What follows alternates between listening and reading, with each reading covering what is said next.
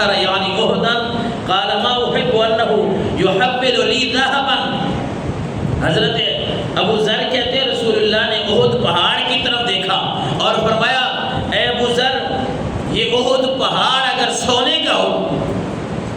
کا ہو میرے پاس، اتنا میرے پاس سونا ہو جتنا یہ احد پہاڑ ہے، تو رسول اللہ نے فرمایا میں اپنے پاس 1 دینار اور 1 درہم بھی اپنے پاس میں نہیں رکھوں گا، میں سارے کا سارا اللہ کے راستے میں تقسیم کر دوں گا سوائے ان دینار کے جو میں کسی قرض دار کے قرض ادا کرنے کے لیے رکھوں. اللہ نے بھی فرمایا تھا نا کہ اے نبی اگر آپ چاہیں تو میں فلاں پہاڑ کو حکم دو سونے کا بن جائے اور آپ کے ساتھ چلتا رہے، لیکن رسول اللہ نے فرمایا نہیں یا اللہ میں چاہتا ہوں ایک وقت میں سیر ہو کے پیٹ بھر کے کھانا کھاؤں تاکہ تیرا شکر ادا کروں، اور ایک وقت میں بھوکا رہوں تاکہ پھر تجھے یاد کرتا رہوں،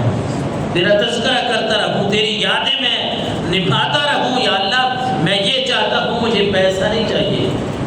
تو پھر اچھا اس میں ایک اور بات بھی ہے، ہمارا موضوع تو خیر سخاوت مصطفیٰ ہے، اور اسی حدیث میں نا بخاری شریف کی حدیث ہے 2388 نمبر پہ حضرت ابو ذر غفاری کہتے ہیں تھوڑا آگے گئے نا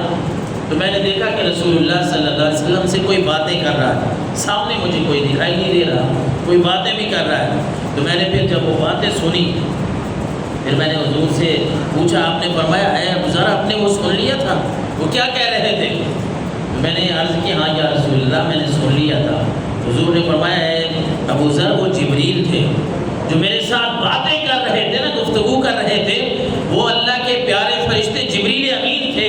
اور وہ مجھے کہہ گئے ہیں، ایک پیغام دے گئے ہیں اللہ کی طرف سے، من مات من امتک لا یشرک باللہ شیئا دخل الجنہ. اے ابو ذر وہ جبریل مجھے یہ بتا کے گئے کہ اے نبی آپ کی امت میں سے جو بندہ بھی توحید کے اوپر مرے گا نا، توحید پہ مرے گا، اس نے اللہ کے ساتھ شرک نہیں کیا ہوگا، اللہ تعالیٰ اس کو جنت میں ضرور داخلہ نصیب فرمائے گا. آقا کریم علیہ السلام کے بارے میں حضرت ابن عباس سے کسی نے پوچھا کہ آپ یہ رسول اللہ کی سخاوت کے بارے میں کچھ بتائیے گا. تو حضرت ابن عباس کہتے ہیں کان رسول اللہ صلی اللہ علیہ وسلم اجود الناس، لوگوں میں سب سے زیادہ سخاوت کرنے والے وہ رسول اللہ صلی اللہ علیہ وسلم ہیں.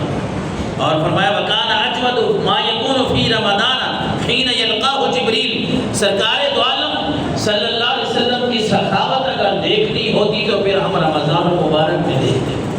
جب رمضان کا مہینہ آتا جبریل آتے آپ سے ملاقات کے لیے، آپ سے قرآن مجید تلاوت کرتے تھے، آپ کے ساتھ مل کے دور پڑھتے تھے. کہتے ہیں فلی رسول اللہ صلی اللہ علیہ وسلم اجود بالخیر من الریح المرسلہ. پھر ہم حضور کو ایسے سخاوت میں دیکھتے تھے،